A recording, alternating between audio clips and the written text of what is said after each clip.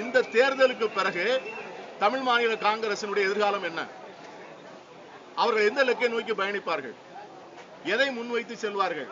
நாடாளுமன்ற தேர்தலிலே யாருடைய தலைமை ஏற்று அவர்கள் செயல்படுவார்கள்? இந்த கேள்விகளுக்கெல்லாம் அவர்களிடம் பதில் இருக்கிறதா என்று அவர்கள் சொல்ல வேண்டும். ஆகவே ஒரு நிலைப்பாடு இல்லாத, இலக்கு இல்லாத, எங்கே போகிறோம் என்று தெரியாது பயணிக்கிற ஒரு பயணம் நிச்சயமாக தொடர்ந்து நடக்க முடியாது. அது நான் அவரிடம் சொல்ல விரும்பவில்லை. என்னுடைய நிலைப்பாடு, அதற்கு பிறகு அவருடைய செயல் திட்டம் என்ன? இந்த தேர்தலுக்கு பிறந்த பிறகு மக்கள் நல கூட்டணியிலும் விஜயகாந்துடனுமே இருப்பார்களா? அந்த கூட்டணி தொடருமா? பாராளுமன்ற தேர்தலுக்கு யாரோட கூட்டணி? இதை போன்ற பல கேள்விகள், அரசியல் கேள்விகள் இருக்கிறது அல்லவா? அதற்கு அவர் பதில் சொல்ல வேண்டும் அல்லவா? 15 மாசம் நீங்க தமிழ் மாநில காங்கிரஸ் இருந்திருக்கீங்க. இடையில பாத்தீங்கன்னா 2 மாத காலமாக நான் கட்சி நிர்வாகிகளுடைய மூத்த தலைவருடைய ஆலோசனை பண்ணிட்டு இருக்கிறது தான் வாசல் சொல்லிட்டு இருந்தாரு. அப்படி இருக்கும் பொழுது கடைசி நேரத்தில் அவருடைய மக்கள் நல கூட்டணி உங்களுக்கு உடன்பாடு இல்லைன்னு சொல்றீங்க. உங்களுக்கு ஆலோசிக்காம அந்த முடிவை எடுத்தாரா, இல்ல வேற எந்த இடத்துல நீங்க போகணும்னு சொன்னீங்க? அதாவது ஒரு கட்சியினுடைய, அரசியல் கட்சியுடைய கூட்டணி என்பது 6 மாதத்திற்கு முன்னாலே ஒரு தெளிவான இலக்கோடு வர்ணிக்கப்பட வேண்டும்.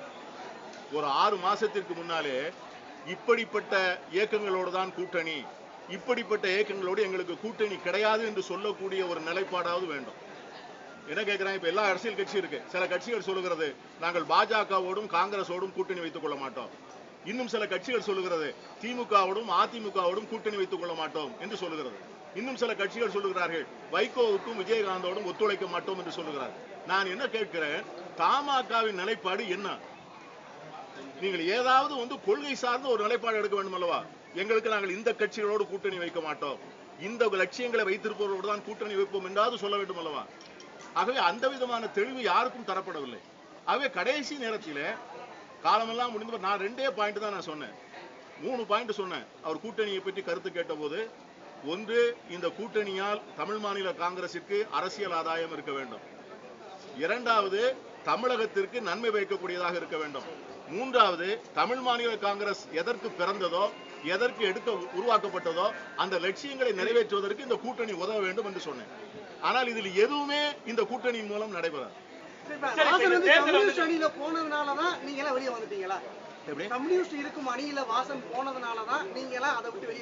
நிச்சயமாக நான் ஒன்னு சொல்றேன் கேளுங்க.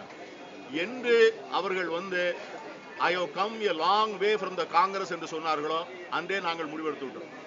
எங்களை பொறுத்தவரை தலைவர் மூப்பனார் அவர்கள் தமிழ் மாநில காங்கிரஸ் ஆரம்பித்த போது இதே இடத்திலே இங்கே உட்கார்ந்து கொண்டு முதல் பேட்டி கொடுத்தார். அந்த முதல் பேட்டியில் அவரிடம் கேட்டார்கள், நீங்கள் ஒரு மாநில கட்சி ஆரம்பித்திருக்கிறீர்களே, உங்களுடைய அகில இந்திய தலைவர் யார் என்று கேட்டார்கள்.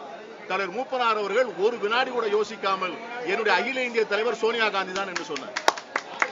ஆகவே அந்த நிலைப்பாட்டில் இருந்து அவர்கள் விலகும் போது நான் ஒரு நாளும் காங்கிரஸோடு அந்நியப்பட விரும்பவில்லை. நான் தமிழ் மாநில காங்கிரஸ் மாநில கட்சி.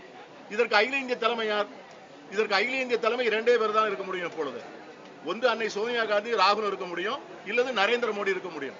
அவர் யாரை சொல்லுகிறார்? அதுதான் என்னுடைய கேள்வி. அந்த கேள்விக்கு பதில் வருகின்ற இடத்திலே சிக்கல் இருக்கின்ற போதுதான் எங்களை போன்று பிறப்பால், வளர்ப்பால், வாழ்க்கையால் காங்கிரஸ்காரான எங்களுக்கு உடன்பட முடியும்.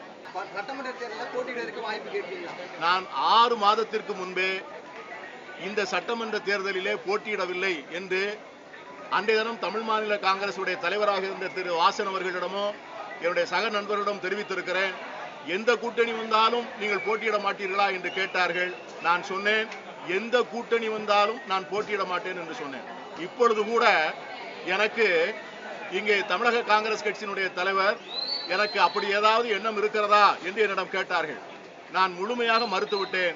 எனக்கு தேர்தலில் தயவு செய்து இடம் வேண்டாம்.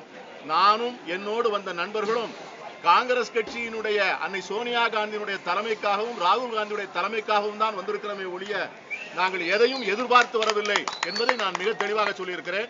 எனக்கு மட்டுமல்ல, என்னோடு வந்திருக்கின்ற யாருக்குமே தேர்தலில் நிற்க வேண்டுங்கிற எண்ணம் இல்லை. அப்படி எண்ணம் உடையவர்கள் எங்களிடம் கேட்டார்கள், ஒரு சீட்டு வாங்கி கொடுக்க முடியுமா? நான் சொன்னேன், அப்படி எண்ணம் உடையவர்கள் எங்களோடு தயவு செய்து வர வேண்டாம், நீங்கள் தேர்தல் முடிந்த பிறகு வந்து கொள்ளுங்கள் என்று நான் சொல்லிவிட்டேன்.